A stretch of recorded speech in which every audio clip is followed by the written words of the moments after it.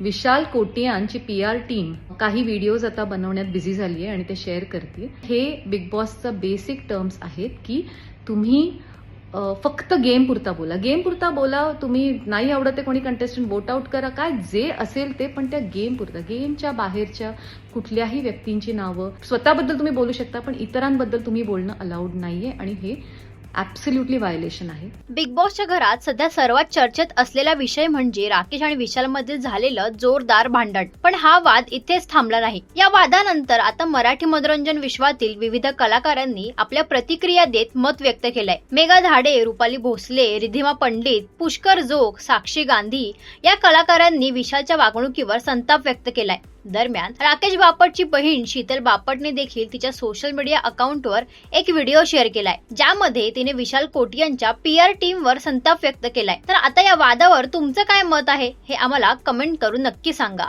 नमस्कार महाराष्ट्र, नमस्कार राकेश बापटचे फॅन्स. तुम्हाला सगळ्यांना माहितीच आहे, माझा भाऊ Rakesh Bigg Boss Marathi season 6च्या हाऊसमध्ये सध्या आहे. गेल्या काही दिवसात जे घडलंय ते अतिशय टोटली अनएक्सेप्टेबल आहे. ब्रीच ऑफ लीगल रूल्स आहे. त्याचा निषेध आम्ही अतिशय डिसेंटली नोंदवलेला आहे पुराव्यांसकट. आजच मी आता जिममधनं आले, मी सोशल मीडिया बघत होते तेव्हा लक्षात आले की विशाल कोटियांची PR टीम काही व्हिडिओज आता बनवण्यात बिझी झाली आहे आणि ते शेअर करते. 2 गोष्टी मला त्यांना सांगायच्या आहेत. पहिली गोष्ट, पर्सनल लाईफबद्दल स्वतः बोलणं, शेअर करणं हे प्रत्येक कॉन्टेस्टंटनी कुठल्या ना कुठल्या पॉईंटवरती केलेलं आहे. ती गोष्ट रिस्पेक्टफुली स्वतःच्या लाईफबद्दल, लाईफ एक्सपिरियन्सेसबद्दल बोलणं आणि दुसऱ्या कोणाच्या तरी पर्सनल लाईफमधल्या काही इन्सिडेन्सेस वरती डिसरिस्पेक्टफुली बोलणं, ह्या 2 गोष्टींमध्ये ना खूप मोठा फरक आहे.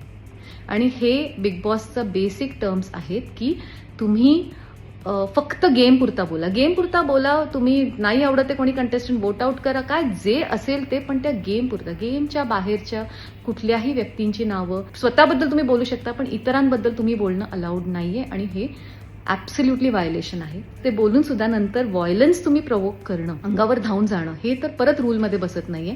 सगळं ऑन कॅमेरा आहे. जे ऑन कॅमेरा आहे त्याच्यावरती या एका इश्यूवरती आम्ही बोललेलो आहोत आणि तेवढंच बोललोय कारण राकेश इथे नाहीये to defend the people in his life. तो तिथे करतोच आहे आतमध्ये, पण आता तो बाहेर नसल्यामुळे आम्हाला हे सगळं बोलायला लागतं. दुसरे काही व्हिडिओज मी असे बघतीये की ज्याच्यामध्ये ही टीम ना बाहेरच्या व्यक्तींना, अजून सुद्धा बाहेरच्या आणि जुन्या काही असोसिएट्सना, प्रोफेशनल, त्यांनाही ह्याच्यामध्ये त्यांचे स्निपेट्स आणि त्यांचे व्हिडिओज वापरतात विदाऊट एनीबडीज कन्सेंट. हे साफ चुकीचं आहे. चूक झालीये तर एक्सेप्ट करा ग्रेसफुली. त्या चुकीला जस्टिफाय करण्यामध्ये आतमध्ये जी चूक झाली आहे ती सेम चूक तुम्ही करताय. मला एकच सांगायचंय की हाच कंटेंट आम्ही पण बनवू शकतो आणि तो क्लिपिंग्स इतक्या वाईट असू शकतात जे आम्ही पण रिलीज करू शकतो, पण मला नाही वाटत मला ते करायचे. राकेशला पण ते आवडणार नाही. त्याच्या मागचं कारण आहे की त्याच्यामध्ये इतर स्त्रिया पण इन्व्हॉल्ड आहेत आणि त्यांच्याबरोबरचा कंटेंट त्यांच्या कन्सेंटच्या शिवाय आम्ही शेअर करू शकत नाही. आम्ही आमच्या व्हॅल्यूजमुळे गप्प आहोत आणि आम्ही फक्त आणि फक्त त्या मुद्द्यावर बोलतोय. मला एवढंच सांगणं आहे आणि खूप डिरेक्ट सांगणं आहे, इथून पुढे आम्ही या मुद्द्यावरती बोलणार नाही आहोत. ह्या घाणेरड्या गोष्टी काउंटर करण्यामध्ये इंटरेस्ट नाहीये. जे तिथे घडलंय त्याच्यावरती आम्ही बोललेलो आहोत. हे महाराष्ट्राला माहिती आहे. हे ऑडियन्स सुज्ञ आहे.